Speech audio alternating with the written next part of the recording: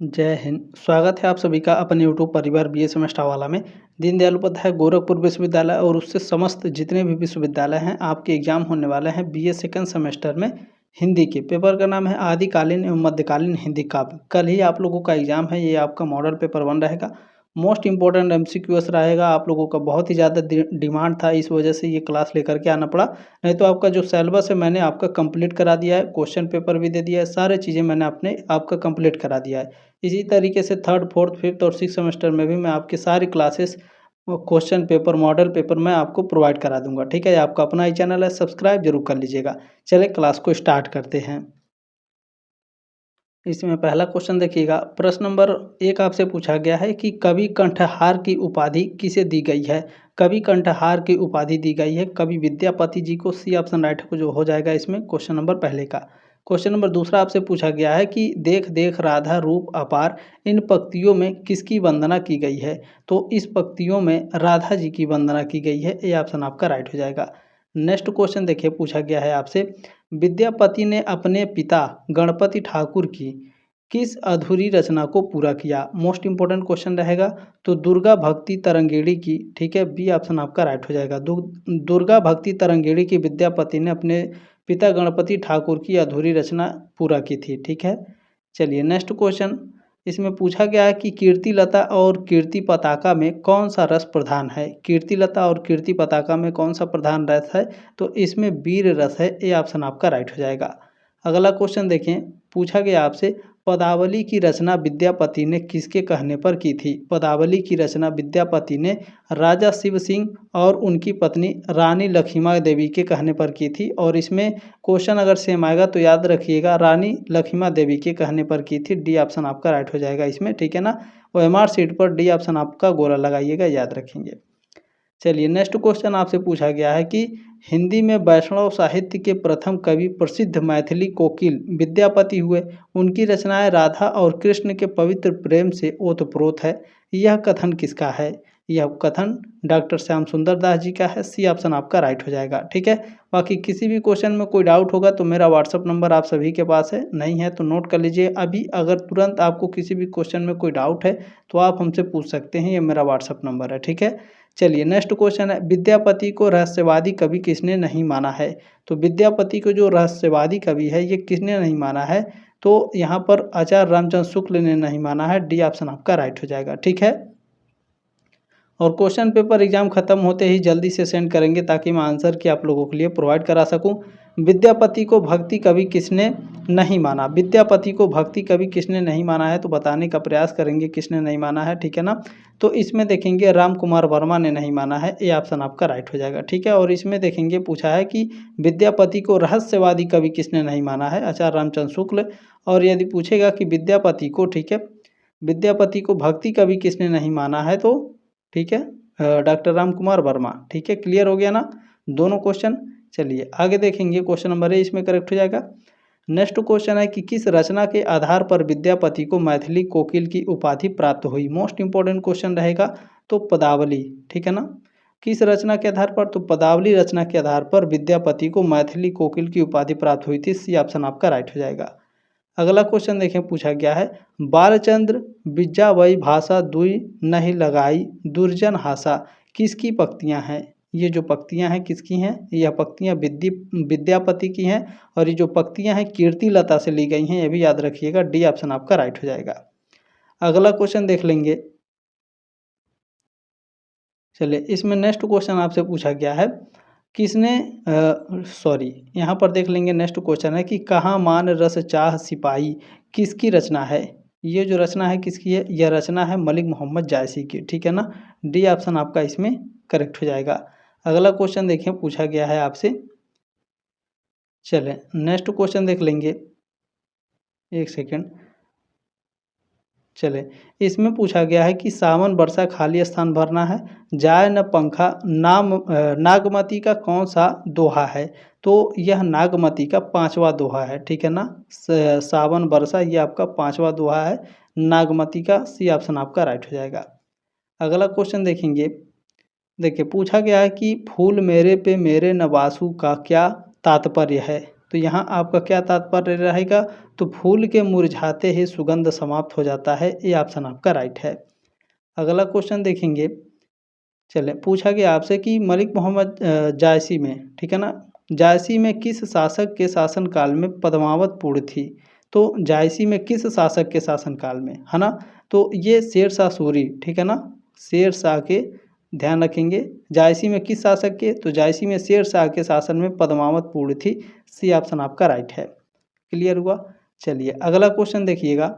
यहाँ पर पूछा गया है, नागमती किसके माध्यम से अपना संदेश राजा रत्नसेन तक पहुँचाना चाहती है? तो भौरों के माध्यम से और कौओं के माध्यम से, दोनों।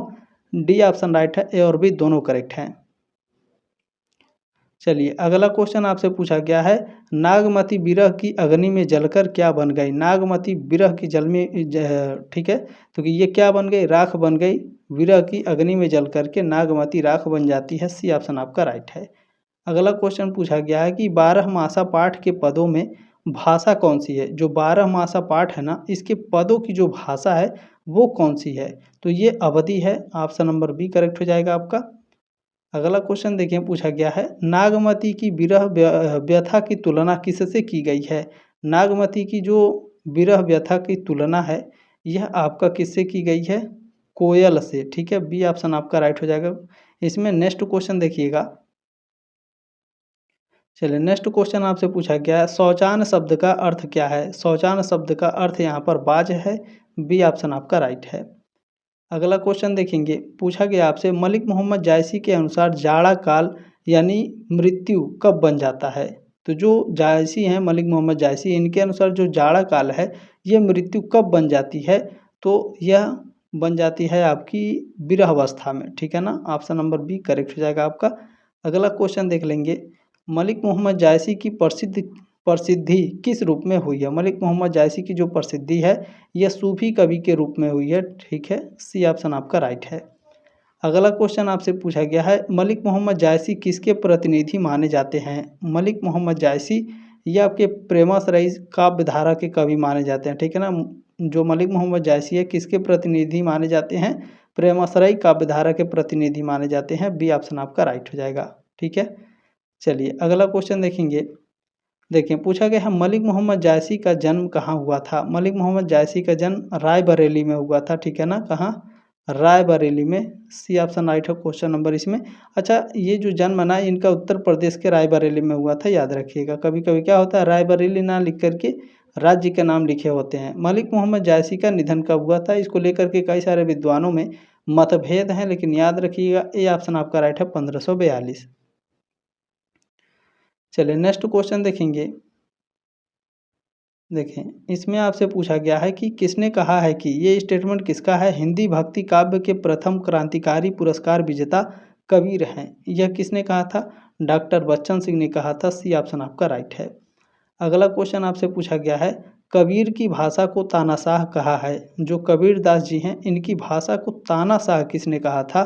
तो तानाशाह कहा था आचार्य हजारी प्रसाद द्विवेदी ने। ये ऑप्शन आपका राइट है।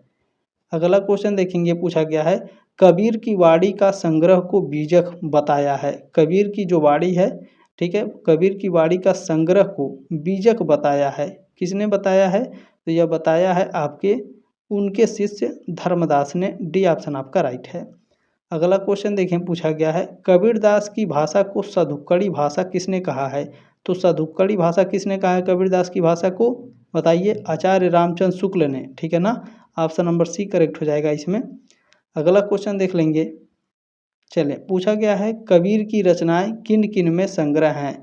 जो कबीर की रचनाएं हैं किस में संग्रहित हैं? कबीर की रचनाएं आपकी संग्रहित हैं कबीर में, ग्रंथावली में, बीजक में और गुरु ग्रंथ में। डी ऑप्शन आपका राइट हो जाएगा यहाँ पे, ठीक है। चलिए अगला प्रश्न देखेंगे। चलिए यहाँ पर आपको पहला क्वेश्चन पूछा गया है, पहला व्यक्ति कौन था जो हिंदवी और फारसी में एक साथ लिखा? हिंदवी और फारसी में एक साथ लिखने वाले थे अमीर खुसरो। बी ऑप्शन आपका राइट है। चलिए, या फिर इसी क्वेश्चन को ऐसे पूछता है कि हिंदी और फारसी में एक साथ रचनाएं किसने लिखी? अमीर खुसरो ने। चलिए अगला क्वेश्चन देखें, पूछा गया है, किसे खड़ी बोली के आविष्कार का श्रेय दिया जाता है? खड़ी बोली के आविष्कार का श्रेय दिया जाता है किसको? तो खुसरो को दिया जाता है अमीर खुसरो, सी ऑप्शन आपका राइट है। अगला प्रश्न देखेंगे, पूछा गया आपसे अमीर खुसरो को संज्ञा दी गई थी, अमीर खुसरो को किसकी संज्ञा दी गई? हिंद का तोता, बी ऑप्शन आपका राइट है। अगला क्वेश्चन देखेंगे, पूछा गया है खुसरो की शैली क्या थी?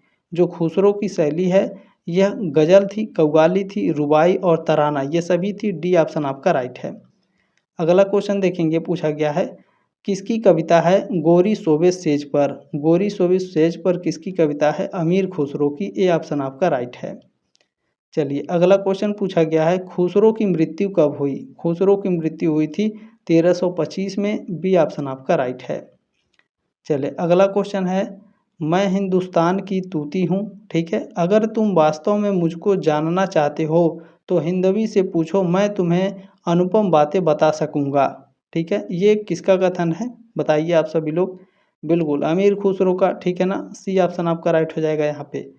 क्लियर हो गया। चलिए अगला क्वेश्चन देखेंगे, इसमें पूछा गया है डॉक्टर बच्चन सिंह ने विद्यापति को क्या कहा है? डॉक्टर बच्चन सिंह ने विद्यापति को क्या कहा है? तो इन्हें अपरूप के कवि कहे हैं, डी ऑप्शन आपका राइट हो जाएगा। ठीक है, क्लियर हो गया ना? चलिए हाँ ठीक है, बिल्कुल। नेक्स्ट क्वेश्चन देखेंगे, पूछा गया है आपसे कि आचार्य हजारी प्रसाद द्विवेदी के अनुसार विद्यापति की कौन सी रचना भृग भृंग संवाद में हुई है? भृग भृंग संवाद में आपकी हुई है कौन सी रचना? तो यह हुई है कीर्तिलता, है ना, बी ऑप्शन आपका राइट हो जाएगा, यहाँ पे ध्यान रखेंगे। अगला क्वेश्चन पूछा गया है विद्यापति किस मत के अनुयायी थे? विद्यापति शैव धर्म के अनुयायी थे या फिर शैव मत के अनुयायी थे, यानी भगवान शिव को मानने वाले, ठीक है। चलिए अगला क्वेश्चन देखेंगे, पूछा गया है किस कवि को अभिनव जयदेव की उपाधि मिली? जयदेव अभी, ठीक है ना, क्या कह रहा है, अभिनव जयदेव की उपाधि किसे दी गई थी? तो यह कवि विद्यापति को दी गई थी, बी ऑप्शन आपका राइट हो जाएगा। ठीक है, क्लियर हो गया ना? चलिए नेक्स्ट क्वेश्चन आपसे क्या पूछा गया है, कृष्ण की रामलीला की जो परंपरा भक्ति काल में प्रसिद्ध हुई थी उसकी शुरुआत किस ग्रंथ से मानी जाती है? तो यह मानी जाती है पदावली से, बी ऑप्शन आपका राइट है। अगला क्वेश्चन देखें, आपसे पूछा गया है कबीरदास समकालीन थे, जो कबीरदास थे ये सिकंदर लोदी के समकालीन थे, बी ऑप्शन आपका राइट है। अगला क्वेश्चन आपसे पूछा गया है, देखें पूछा गया है आपसे कबीरदास के शिष्य जिन्होंने छग में कबीरपंथी चलाया, छग नहीं यहाँ पर जग हो सकता है, ठीक है ना, जग में कबीरपंथी चलाया, तो ये चलाया था उनके शिष्य धर्मदास ने, बी ऑप्शन आपका राइट है। अगला क्वेश्चन देखें, पूछा गया है कबीरदास के काव्य आते हैं प्रबंध काव्य में, खंड काव्य में या फिर मुक्तक काव्य में? जो कबीरदास के काव्य हैं यह किस में आते हैं? तो ये इनके काव्य अक्सर आप देखेंगे मुक्तक काव्य में आते हैं, सी ऑप्शन आपका राइट हो जाएगा। अगला क्वेश्चन देख लेंगे, देखें पूछा गया है कि शब्दों के जोड़ तोड़ से चमत्कार लाने के फेर में पड़ना उनकी प्रकृति के प्रतिकूल था, कथन है, ये कथन किसका है बताएंगे? तो यह कथन डॉक्टर श्याम सुंदर दास जी का है, सी ऑप्शन आपका राइट है। अधिकतर आचार्य रामचंद्र शुक्ल कहते हैं, लेकिन ध्यान रखेंगे डॉक्टर श्याम सुंदर दास जी ने कहा था, ठीक है। नेक्स्ट क्वेश्चन क्या है, कबीर को, ठीक है ना, जो कबीर दास जी हैं इनकी लहर तारा नामक तालाब के किनारे से किस जुलाहा दंपत्ति ने उठाकर पालन पोषण किया था? नीरू और नामा, ठीक है, नीरू और नीमा, सी ऑप्शन आपका राइट हो जाएगा। ठीक है, क्लियर हो गया। चलिए आगे बढ़ेंगे। नेक्स्ट क्वेश्चन देखिए, पूछा गया है कि कबीर किस शैली के प्रयोक्ता थे? जो कबीरदास जी हैं ये उलट बांसी शैली के प्रयोक्ता थे, बी ऑप्शन आपका करेक्ट हो जाएगा। अगला क्वेश्चन देखें, पूछा गया है कबीर की भाषा को सधुकड़ी भाषा कहा जाता है, जिसका अभिप्राय है, इसका अभिप्राय क्या है? तो याद रखेंगे इसका अभिप्राय है साधु संगति में विकसित भाषा, सी ऑप्शन आपका राइट हो जाएगा। ठीक है, चलिए अगला क्वेश्चन देखेंगे। चलिए इसमें नेक्स्ट क्वेश्चन आपसे पूछा गया है कि सूरदास के गुरु का नाम क्या है? सूरदास के गुरु का नाम है वल्लभाचार्य, बी ऑप्शन आपका राइट हो जाएगा। अगला क्वेश्चन पूछा गया है पुष्टि मार्ग में पुष्टि का अर्थ है, पुष्टि मार्ग में पुष्टि का अर्थ होता है भगवान की कृपा, ए ऑप्शन आपका राइट है। अगला क्वेश्चन पूछा गया है वह इस असार संसार को न देखने के वास्ते आंखें बंद किए थे, सूरदास के संदर्भ में किसका कथन है? तो सूरदास के संदर्भ में यह भारतेंदु हरिश्चंद्र का कथन है, डी ऑप्शन आपका राइट है। नेक्स्ट क्वेश्चन इसमें पूछा गया है, शोभित कर नवनीत लिए घुटरुन चलत रेणु तन मंडित मुख दधि लेप किए। काव्य पंक्ति हैं, ये काव्य पंक्तियाँ किसकी हैं? यह काव्य पंक्तियाँ हैं कवि सूरदास जी की। बी ऑप्शन आपका राइट हो जाएगा। चलिए अगला क्वेश्चन देखेंगे। पूछा गया है, मेरे नैना बिरह की बेली भई पंक्ति किस रचना से ली गई है? तो यह रचना ली गई है सूर सागर से। ठीक है, सी ऑप्शन आपका करेक्ट हो जाएगा। अगला क्वेश्चन देखें, पूछा गया है, चलिए पूछा गया है कि सूर सागर के कितने पद प्रकाशित हैं? तो 4936 पद प्रकाशित हैं सूर सागर के। इसमें ए ऑप्शन आपका करेक्ट हो जाएगा। ठीक है, चलिए अगला क्वेश्चन देखेंगे। देखें इसमें नेक्स्ट क्वेश्चन आपसे पूछा गया है, जोग ठगौरी ब्रज न बिकाए हैं। जोग ठगौरी का अर्थ क्या है? यहाँ पर जोग ठगौरी का अर्थ क्या होगा? तो ज्ञान योग, ठीक है ना, और धोखेबाजी का सौदा। ए और बी दोनों करेक्ट हैं, तो डी ऑप्शन आपका राइट हो जाएगा। ए और बी दोनों राइट हैं। अगला क्वेश्चन है कि किसने कहा कि पुष्टि मार्ग का जहाज आता है, सो जाको कुछ लेना हो सो लेओ। ठीक है ना, तो ये जो स्टेटमेंट है, ये स्टेटमेंट दिया जाता है श्री विट्ठलनाथ के द्वारा। बी ऑप्शन आपका राइट हो जाएगा। चलिए अगला क्वेश्चन देखेंगे। यहाँ पर आपसे पूछा जा रहा है कि विनय पत्रिका की रचना किस भाषा में हुई थी? मोस्ट इंपॉर्टेंट क्वेश्चन रहेगा ये। ठीक है ना, विनय पत्रिका की जो भाषा है, विनय पत्रिका की जो रचना है, ये ब्रज भाषा में हुई है। सी ऑप्शन आपका राइट हो जाएगा। ठीक है, चलिए अगला क्वेश्चन आपसे पूछा गया है, कविता करके तुलसी न लसे कविता लसी पा तुलसी की कला किसकी उक्ति है? ये जो उक्तियां हैं पंडित अयोध्या सिंह उपाध्याय हरिओद की है। बी ऑप्शन आपका राइट है। अगला क्वेश्चन आपसे पूछा गया है, तुलसी ने मुक्ति के दो प्रकार कौन से बताए हैं? गोस्वामी तुलसीदास ने मुक्ति के दो प्रकार कौन से बताए हैं? तो विदेह और जीवन। ये ऑप्शन आपका राइट है। अगला क्वेश्चन पूछा गया है, रामचरित मानस महाकाव्य का मेरुदंड है अयोध्या कांड। ठीक है, अयोध्या कांड को मेरुदंड माना जाता है रामचरित मानस का। बी ऑप्शन आपका करेक्ट हो जाएगा। ठीक है ना, क्लियर हो गया। चलिए अगला क्वेश्चन देखेंगे। नेक्स्ट क्वेश्चन आपसे इसमें पूछा गया है, देखें, अयोध्या कांड तुलसीकृत रामचरित मानस का है, द्वितीय कांड है। बी ऑप्शन आपका राइट हो जाएगा। अगला प्रश्न पूछा गया है, तुलसीदास ने रामचरित मानस की रचना का उद्देश्य माना तो स्वांत सुखाय माना। ये ऑप्शन आपका राइट है। नेक्स्ट क्वेश्चन यहाँ पर आपसे पूछा गया है, अबलव नसानी अब न नसहो पंक्ति किस काव्य ग्रंथ की है? तो यह विनय पत्रिका की है। सी ऑप्शन आपका राइट हो जाएगा। अगला क्वेश्चन देखेंगे। पूछा गया है, रामचरितमानस का प्रारंभ तुलसी ने कहाँ किया था? रामचरितमानस का जो प्रारंभ है गोस्वामी तुलसीदास ने कहाँ से प्रारंभ किया था? तो अयोध्या से प्रारंभ किया था। बी ऑप्शन आपका राइट है। अगला क्वेश्चन देखें, तुलसीदास द्वारा रचित रामचरितमानस किस भाषा में है? तो यह आपका लिखी गई है अवधी भाषा में। बी ऑप्शन आपका राइट हो जाएगा। अगला क्वेश्चन देखेंगे। चलें, पूछा गया है, रामचरितमानस का काव्य रूप है, प्रबंध काव्य है, खंड काव्य है, महाकाव्य है या मुक्तक काव्य है? रामचरितमानस क्या है? रामचरितमानस एक महाकाव्य है। सी ऑप्शन आपका राइट है। अगला क्वेश्चन पूछा गया है, अवधी एवं ब्रज भाषा दोनों में रचना करने वाले कवि कौन है? अवधी और ब्रज भाषा दोनों में रचना करने वाले हैं गोस्वामी तुलसीदास। सी ऑप्शन आपका राइट हो जाएगा। ठीक है, चलिए अब अगला प्रश्न देखेंगे। चलें, इसमें नेक्स्ट क्वेश्चन आपसे पूछा गया है, बिहारी सतसई के दोहे में प्रयुक्त होड़ा होड़ी में अलंकार है, होड़ा होड़ी में कौन सा अलंकार है? इसमें विप्सा अलंकार है। ये ऑप्शन आपका राइट हो जाएगा। अगला क्वेश्चन आपसे पूछा गया है, चाहत प्रिय अदय तथा कानूनी सेवत नैन, यहाँ अद्वैतता का अर्थ है, अद्वैतता का अर्थ है आपका भावी संयोग। बी ऑप्शन आपका राइट है। अगला क्वेश्चन देखें, पूछा गया है, झीने पट में झुलमुली रेखांकित शब्द व्यक्त कर रहा है, क्या व्यक्त कर रहा है? तो नायिका की अनिर्वचनीय सुंदरता। ठीक है, सी ऑप्शन आपका राइट हो जाएगा। अगला क्वेश्चन आपसे पूछा गया है, सुन कज्जल चख झक लगन, ठीक है ना, उपज्यों सुदिन स्नेह, इस पंक्ति में बिहारी के किस ज्ञान का पता चलता है? तो इस पंक्ति में बिहारी की ज्योतिष का पता चलता है। ये ऑप्शन आपका राइट है। अगला क्वेश्चन, यहाँ खाली स्थान भरना है और यहाँ पर भरना है पदचित्य।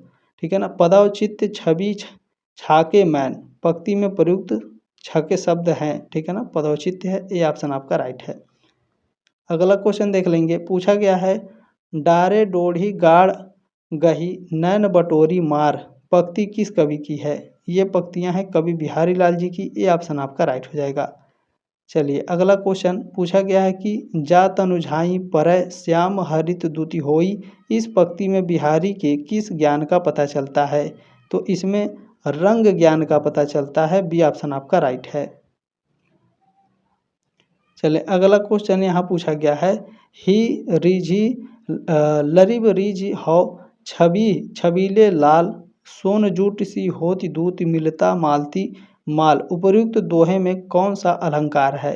तो इसमें रूप का अतिशयोक्ति अलंकार है। ये ऑप्शन आपका राइट है। चलिए अगला क्वेश्चन देखेंगे। पूछा गया है, चलिए नेक्स्ट क्वेश्चन है कि फिर चिंतु उतही राहुत रहतु टूट लाज की लाव। यहाँ लाभ शब्द का अर्थ है, लाभ शब्द का अर्थ है रस्सा। ये ऑप्शन आपका राइट हो जाएगा। अगला क्वेश्चन आपसे पूछा गया है कि न हूँ कोटिक जतन, ठीक है ना, कि न हूँ कोटिक जतन अब कहीं काढ़ कौनू। रेखांकित शब्द का अर्थ है, इसका अर्थ है करोड़ों। बी ऑप्शन आपका राइट हो जाएगा। अपना क्वेश्चन पेपर जल्दी से जल्दी भेजने का प्रयास करिएगा। जल्दी मिलेंगे आपके नेक्स्ट क्लास में। तब तक के लिए जय हिंद, वंदे मातरम।